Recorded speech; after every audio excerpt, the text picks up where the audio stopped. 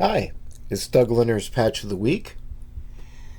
And normally, I don't handhold the camera, but I'm going to do that this week because I also normally only show little patches, little bits of techniques and patch concepts that you can use to build other things. But today, I'm going to show you a whole instrument that I'm using to record on my upcoming album. So first, let's hear the patch.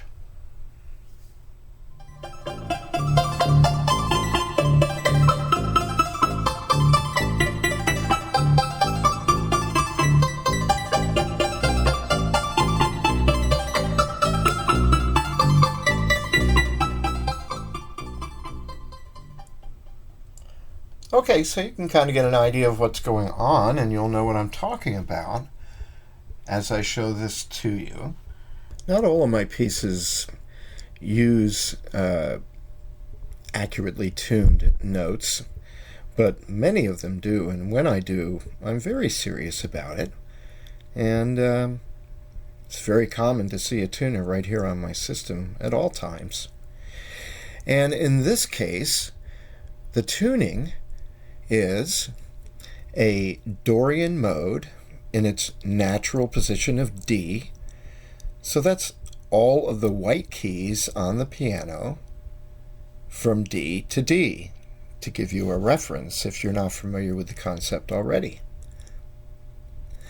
I have split the scale or mode into three different sections. The first one, the bass, uses 4 notes of the scale, and they are the 1, the 4, the 5, and the 6. The middle voice, the lower melodic voice, uses the remaining notes that the bass doesn't. That would be the 2, the 3, the 7, and the octave. The highest voice uses a circle of fifths based on D that folds in on itself when it gets too high, and of course the circle of fifths is still composed entirely of the notes of the Dorian mode. The bass voice is constructed in an interesting way. This is the sound of it alone.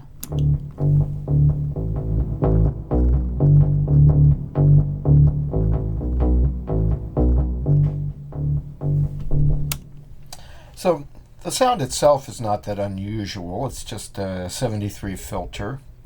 A little CV, etc. But what's interesting about how it's constructed is the way the rhythm and the roundness of the tone is created. So I'm going to put the bass back on, and then I'm going to deconstruct it for you.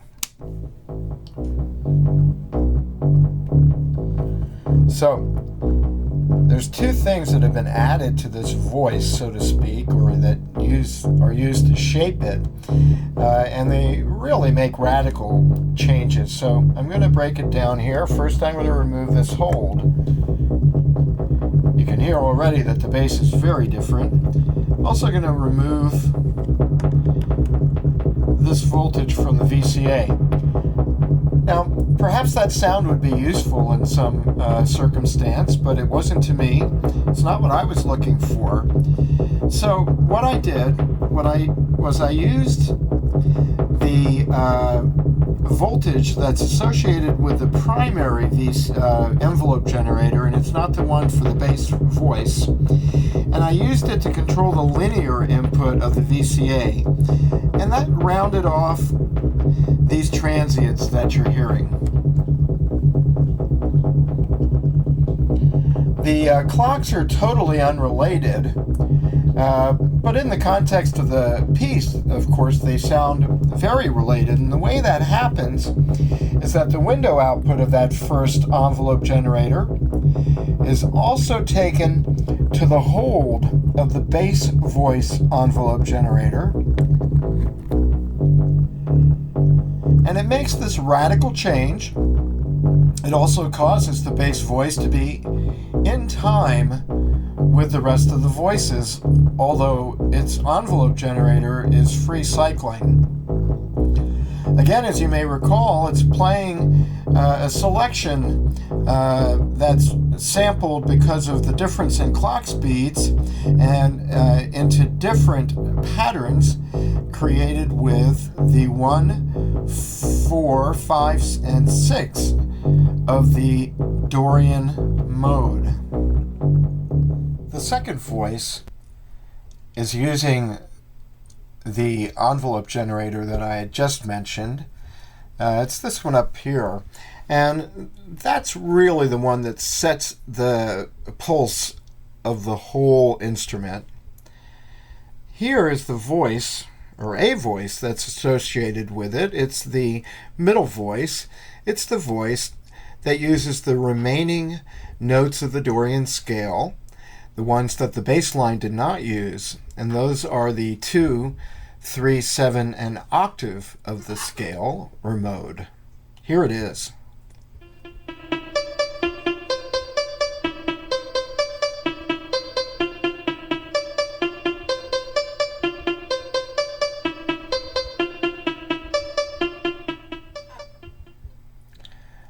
Again, using a technique that I use quite a bit, where a sample and hold is sampling a group of notes that are established on the sequencer and programmer, but it's running at an extremely high rate of speed, and the notes are being sampled, and they create patterns because of the relationship between the speed of the sample and the speed of the sequencer. You can see that sequencer and the speed that it's running at right over here. The next voice has 2 states and many variations. It also is controlled by the second envelope generator, the one that's controlling the bass voice as well, by affecting its hold input. Let me let you hear this voice.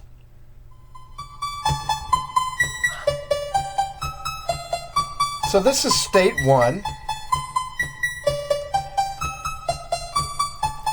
doing very much what the last voice did, because it's getting the same timing information at the moment, except it's sampling from a different set of notes. This is the set of notes that's the circle of fifths. But this voice can also run in a way that's a combination of in time with the second voice and running free. Here it is.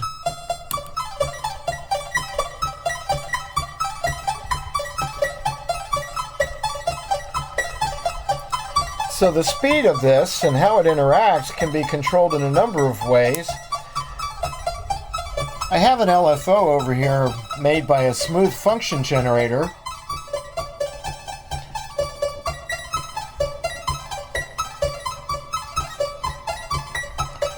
And that controls the speed of it.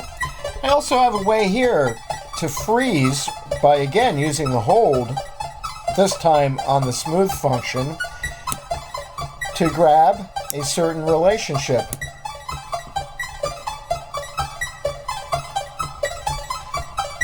So again, it can be working in unison and in time,